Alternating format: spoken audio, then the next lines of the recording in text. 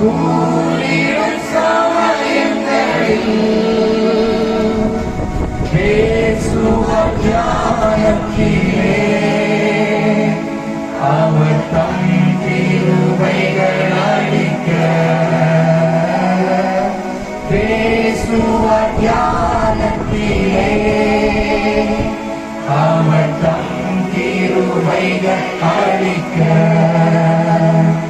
அவர் தம் கிருபைகள் அளிக்க அவர் தம் கிருபைகள் அளிக்க. நிறைய பேரு நிறைய தடவை இந்த காரியத்தை குறித்து பேசியிருக்கிறார்கள்.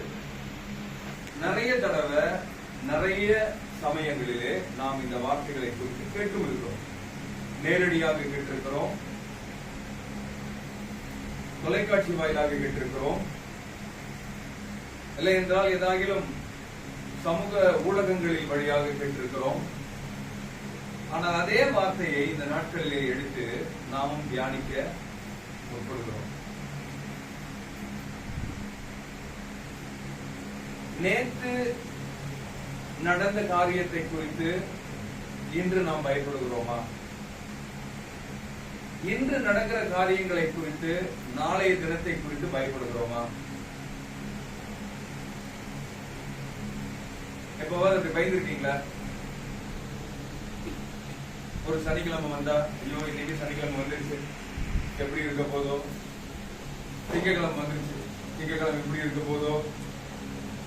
ஐயோ போன வருஷம் இதே தேதியில இதே மாசத்துலதான் இந்த மாதிரி நடந்துச்சு, இந்த வருஷம் எப்படி ஆக போதோ. அப்படி இருக்கிறவர்கள் புறஜாதிகளான தேவனை குறித்து அறியாதவர்கள். அதாவது புறஜாதிகள் சொன்னா நாமளே இப்ப தேவனை குறித்து அறியலாம். நாம யாரு? புறஜாதிகள் தான். தேவனை குறித்து அறிந்தவன் மட்டும்தான் யாரா இருக்க முடியும்? தேவனுடைய பிள்ளைகளா இருக்க முடியும். அப்படி தேவனை குறித்து பிள்ளைகளா இருக்கிறவர்களுக்கு தேவன் சொல்லி இருக்கிற, அதாவது நம்முடைய தகப்பன் சொல்லி இருக்கிற ஒரு வார்த்தை ஒன்று உண்டு. எல்லா காலகட்டத்திலும், அதிலும் பிரத்யேகமாக ஏசாயா என்கின்ற அந்த அருமையான தேவனுடைய மனுஷன் வாழ்ந்திருந்த காலத்தில் தேவன் தம்முடைய ஜனங்களுக்கு அவர் வழியாய் பேசின காரியங்கள் ஏராளம்.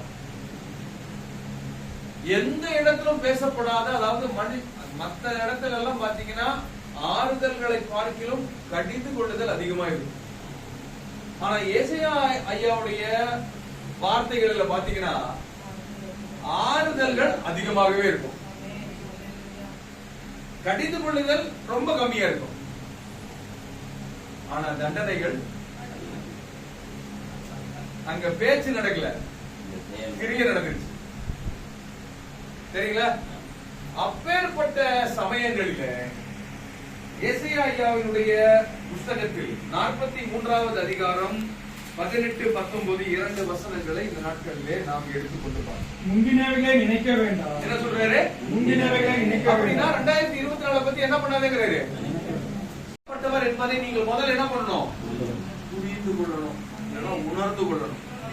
அவர் யாராமா? நானே தேவன். யாராமா? நானே தேவன். என்ன சொல்றாரு அந்த வசனத்தை? வேறொரு 46:9 முந்தி பூர்வ காலத்தில் நடந்தவைகளை நினைவுங்கள். நினைக்கிறீங்களா?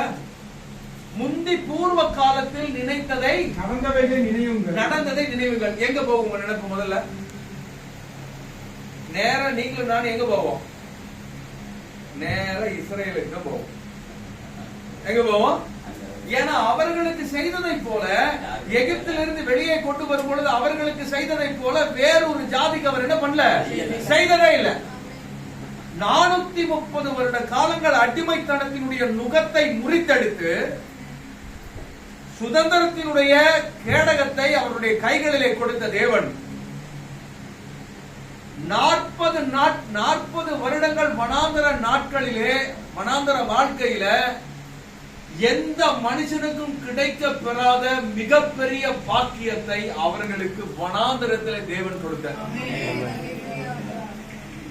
செழிப்பான இடங்களிலே இருந்தவர்களுக்கு கூட என்ன பண்ணல, கிடைக்கல. ஏமா அவ்வளவு இருக்கு? விசுவாசத்தின் தகப்பன் என்ற பெயர் எடுத்த ஆபிரகாம் ஐயாவுக்கு கூட வானத்தின் மன்னாவை என்ன பண்ணல, கொடுக்கல. அவருக்கு பிறந்த ஈசாக்கு என்கிறவர் தேவனுக்கு பயந்து, தேவனுக்கு அஞ்சி, தேவனுடைய கட்டளைகளுக்கு கீழ்ப்படிந்து தன் தகப்பன் நடந்ததை போலவே நடந்து, விதைத்து அறுவடையே செய்ய முடியாத நிலத்துல தேவனுடைய நாமத்தினாலே விதைத்து 100 மேனி பலனை அடைந்தவருக்கு கூட என்ன பண்ணல, திராட்சை இல்ல வானத்தின் மண்ணா இல்ல, வானத்தின் மண்ணா சொல்லிட்டு அடுத்து சொல்லலாம், ஆடைகளை கொடுக்கல.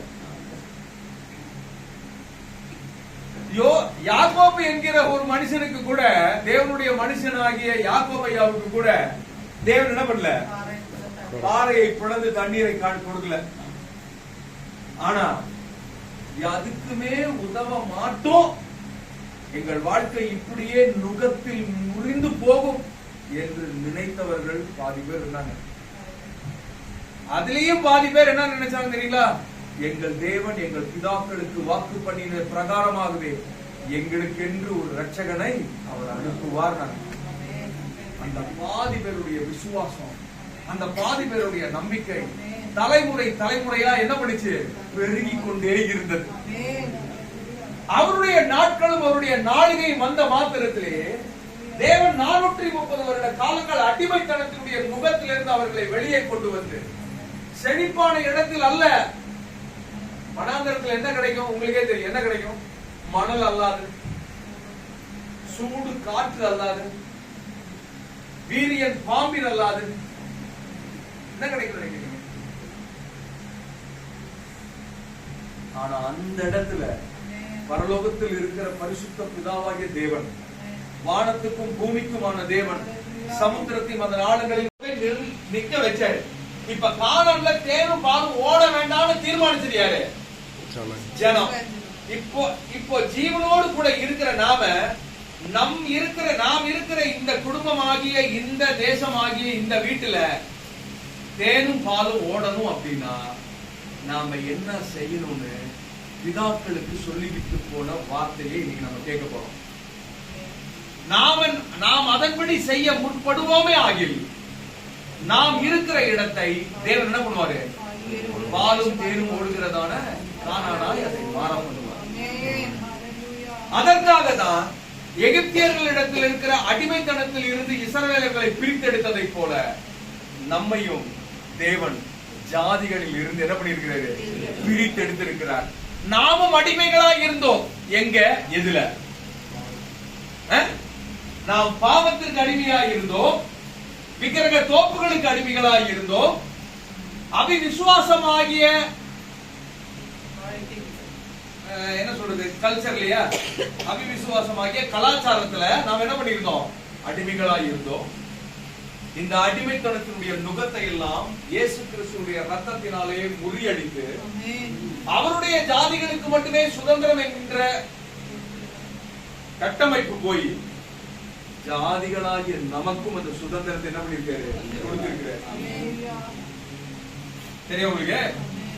இப்போ இந்த தேவன் நமக்கு பிதாக்களுக்கு கொடுத்த அந்த தேசத்தினுடைய பலனை நாம பெறணும் அப்படின்னா அவர்களுக்கு என்ன சொல்லி அவங்க செய்ய மறந்தாங்களோ, இன்னைக்கு ஜீவன் உள்ளவர்களா இருக்கிற நாம், அவருடைய பிள்ளைகளா இருக்கிற நாம் அதை செய்ய என்ன பண்ணணும், இருக்க மாட்டோம்.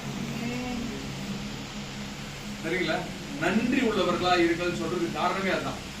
நல்லா சொல்றாரு, வனாந்தரத்தில் உங்களை நடத்தினதை நீங்க என்ன பண்ணிட்டு பாருங்க, என்ன பண்ணுங்க, நினைத்து பாருங்க. 3வது வசனம், அவர் உன்னை சிறுமைப்படுத்தி உன்னை பசியினால் வருத்தி மனுஷன் அப்பத்தினால் மாத்திரம் அல்ல கர்த்தருடைய வாயிலிருந்து புறப்படுகிற ஒவ்வொரு வாக்கினாலும் பிழைப்பான் என்பதை உனக்கு உணர்த்தும் படிக்கு நீயும் உன் பிதாக்களும் அறியாதிருந்த மன்னாவினால் உன்னை போஷித்தார். ரைட்டா? ரைட்டா? வனாந்தரத்துல உனக்கு எங்க திரும்பினாலும் எதற்கு வழி இல்ல, கிடைக்குமா? குடிக்கிறதுக்கு வழி இருக்கா? இல்ல.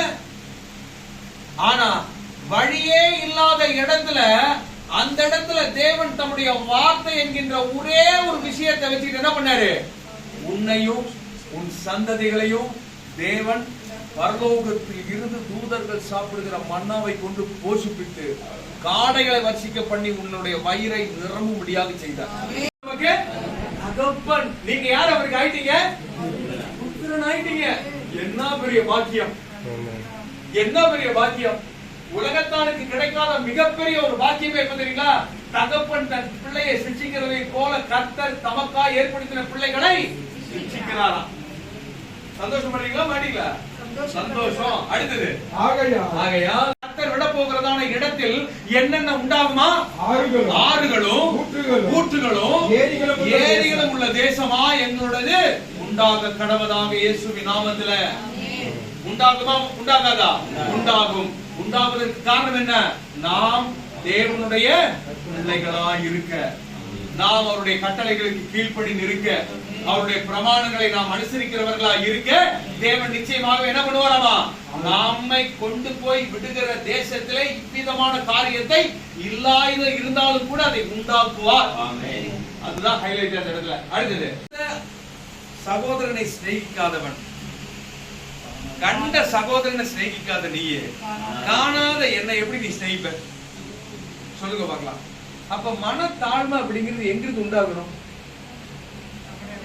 நம்மளுடைய இடையில் இருந்து உண்டாகணும். எங்கிருந்து உண்டாகணும்? நமக்கு இடையில் இருந்து அது உண்டாகணும். நமக்கு இடையில இருந்து அது உண்டாச்சுவீங்க, நாம இதை யார்கிட்ட காமிக்கிற மாதிரி? கர்த்தர்கிட்ட காண்பிப்பதை போல. நமக்கு இருக்குதா மனத்தாழ்மை? இருக்கா? நாம் ஒருவரை மன்னிக்கிறவர்களா இருக்கிறோமா? ஒருவருக்கொருவர் தாழ்மை உள்ளவர்களா இருக்கிறோமா? ஒருவருக்கொருவர் உதவி செய்கிறவர்களா இருக்கிறோமா? ஒருவருக்கொருவர் புத்தி சொல்லுகிறவர்களா இருக்கிறோமா? இதுக்கு எல்லாம் எதிர்மறையா தான் நம்மளுடைய வாழ்க்கை என்ன பண்ணிட்டு இருக்குது? நடந்துட்டு போயிட்டு இருக்கு. இது கர்த்தருக்கு ஏற்றதா? அருவருப்பானதா? அருவருப்பானவர்களுக்கு கர்த்தர் இந்த தேசத்தை கட்டளையிடுவாரா? இல்ல. அதுக்காக தான் தேவன் சொன்னாரு, நீங்க என்ன பண்ணுங்க?